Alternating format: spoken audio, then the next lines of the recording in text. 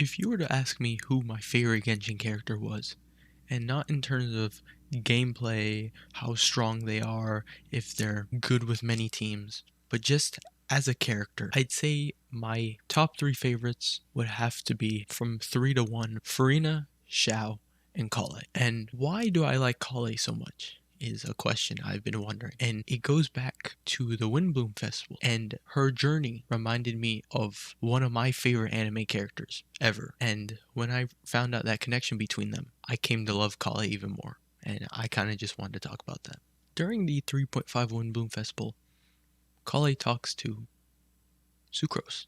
And she tells Sucrose that maybe I'm not cut out to be another Amber. Maybe I should stop trying to be someone I'm not, because she knows that she isn't like Amber. She can't be as strong, as courageous as Amber. She's very shy, whereas Amber's very outgoing. She tries her best to be like Amber because Amber is someone who inspires her, but in the end, she fails, and she knows deep down that she can never be what she wants to. She can never be like Amber. Collei knows that her past, her trauma, all these things she still carries with her affect her on her journey to being like Amber. When she realizes that no matter what she does, she'll never be Amber because of who she is, she learns to take a different route just to be herself. And this journey reminds me of Gotoh Hitori from Bocchi the Rock. Bocchi is someone who doesn't realize that she's trying to become like others. She thinks that being outgoing and being able to talk to people very fluently without any problems, like Nijika or Kita, will get her away from who she doesn't want to be.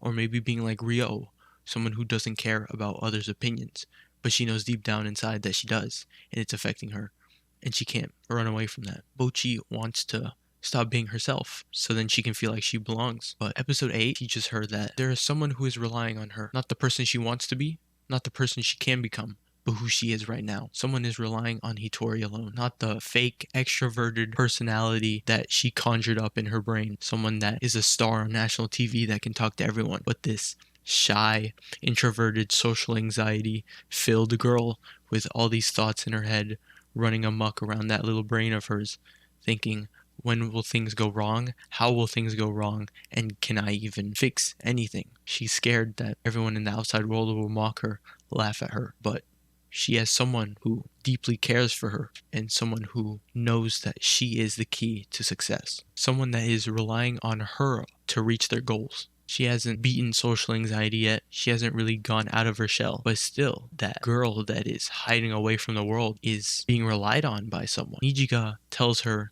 that her dreams can become a reality when she's with Bocchi, and that somewhat sparks something in Hitori. Little by little throughout the rest of the anime and the manga, you see Hitori learn to rely on her own strengths a little. We see that she's taking what Nijika said to heart. She's becoming a little more outgoing. She's staying true to herself. And of course, she does want to change. She still relapses to the thought of not wanting to be herself. But she has someone by her side who will always reassure her that who she is now is not a problem. Who she is now is someone who can shine on their own when they just learn to trust in themselves and who they are right now in the moment. And when I think about it like that, it makes Collei one of my favorite characters. She's someone with a dark past, someone with insecurities, and she's trying to become a shining hope and a star for others that Amber was for her. But the thing is, she can't reach that point.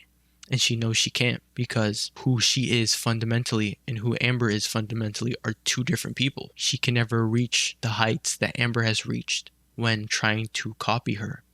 But maybe she can with her own strength. And as we've seen with the cutscene between Collei and Sucrose, there are some things Amber cannot do. Amber cannot reach out to Collei in a way that Sucrose can, because Sucrose can relate to her struggles, and that sort of introverted nature that Amber just does not have, which is why Amber lets Sucrose and Collei talk it out, because she knows that what Collei needs right now isn't her, but someone else. The scene of Sucrose and Collei, it just reminds me so much of that scene in episode 8 where Hitori is venting to Nijika about how she is Guitar Hero, but she's too scared to reveal it to the public and to her friends because she knows that the facade behind the screen and the person actually behind the screen are two different people. Guitar Hero is confident, has a lot of friends, is popular at school, and can play guitar really well.